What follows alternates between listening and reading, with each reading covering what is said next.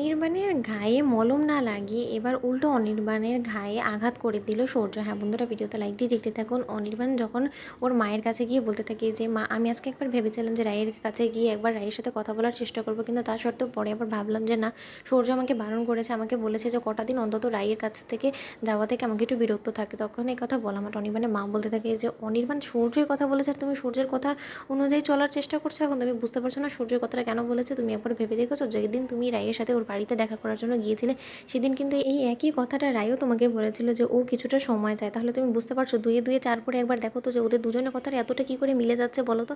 তখন এই কথা বলা মাত্র অনির্বাণ ভাবতে থাকে যে সত্যি তো সূর্য এখানে আমাকে বলেছে রায়ের কাছ থেকে দূরত্ব বজায় রাখতে, কিছুদিনের জন্য সময় নিতে, ওদিকে রায়ও আমাকে সময় নিতে বলেছে। তখন এই কথা বলা মাত্র অনির্বাণের মা বলতে থাকে যে ওরা একে অপরের সাথে নিজেদের আগের ফাটল ধরা সম্পর্কটাকে মেরামত করার চেষ্টা করছে এই গ্যাপটার মধ্যে। তুমি সেটা বুঝতে পারছো না অনির্বাণ?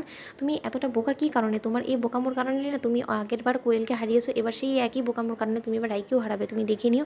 তখন এই কথা বলা মাত্র অনির্বাণ আর এক মুহূর্ত অপেক্ষা না করে রায়ের বাড়িতে যখন ছুটে যায়, ঠিক সেই সময় রায়ের বাড়ির দরজার বাইরে দাঁড়িয়ে অপেক্ষা করতে থাকে আর বলতে থাকে যে না, আমি কি একবার যাবো নাকি না, এখন যদি রায় আমাকে দেখে আরও বেশি উত্তেজিত হয়ে যায় তাহলে তোর শরীর খারাপ করে দিব। ওদিকে এটা বলতে না বলতেই সূর্যকে দেখে ফেলে অনির্বাণ আর বলতে থাকে যে কী ব্যাপার, সূর্য এই ভর দুপুরবেলা এখানে কী করছে রায়ের বাড়ির সামনে? ওরা তো কিসের কাজ, আমি তো সেটাই বুঝতে পারছি না। ওদিকে সূর্যও বলতে থাকে দরজা ধাক্কিয়ে যে বৌমনি, রায়কে আমি একবার দেখতে এসেছি, আমি একবার আসবো ভেতরে। তখন এই কথা বলা মাত্র কোনোরকম কোনো বাধা বিপত্তি না দিয়ে সূর্য আরামসে ঢুকে পড়ে ভিতরে। ওদিকে এটা দেখে অনির্বাণ বলতে থাকে যে তার মানে মা যেটা আমাকে বলেছে সেটাই সত্য, তার মানে আমাকে আড়ালে রেখে সূর্য এবং রাই নিজেদের সম্পর্ককে আরও একবার মেরামত করার চেষ্টা করছে আর আমার সাথে এরকমভাবে গাদ্দারি করছে, বিশ্বাসঘাতকতা করছে। রাই, আমি সেটা কোনোদিনও কল্পনা করতে পারিনি যে তুমি আমার সাথে এরকম একটা নোংরা খেলা খেলবে।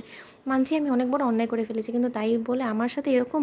তখন এই কথা বলা মাত্র অনির্বাণ সূর্যের বাইরে থেকে বের হওয়ার জন্য অপেক্ষা করতে থাকে আর ভাবতে থাকে যে সূর্য নিজের স্বার্থসিদ্ধি আর অর্জন করার জন্য নিজের দাদা ভাইয়ের সাথে এত বড় বিশ্বাসঘাতকতা করতে পারলো। ওদিকে সূর্য বের হওয়া মাত্রই অনির্বাণ সূর্যের কাছে ছুটে গিয়ে বলতে থাকে যে সূর্য, আজকে আমার ঘেন্না হচ্ছে তোকে দেখে, আমার ঘেন্না হচ্ছে তোকে আমার নিজের ভাই বলে পরিচয় দিতে। তোর লজ্জা করো না? তুই তোর ভাইয়ের বউয়ের দিকে এরকম কুনজর দিচ্ছিস, তোর লজ্জা করে না? তোরও তো সংসার আছে তাই না? তুই নিজের সংসারের প্রতি কেন এতটা কনসেন্ট্রেট দিস না বলো তো?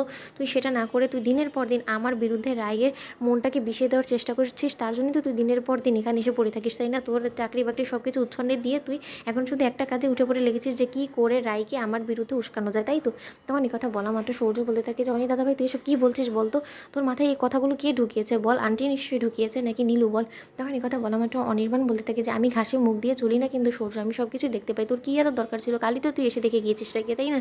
তারপরে আজকে আবার হঠাৎ করে কী এত প্রয়োজন পড়ে গেলো যে তুই রোজ রোজ এসে রায়ের সাথে একবার করে দেখা করে যাচ্ছিস, নাকি রায়কে ছাড়া তুই এক বিন্দু থাকতে পারছিস না? কোনটা বল? তো বন্ধুরা, ভিডিওটি ভালো লাগতে লাইক এবং শেয়ার করে সাবস্ক্রাইব করতে বলো না।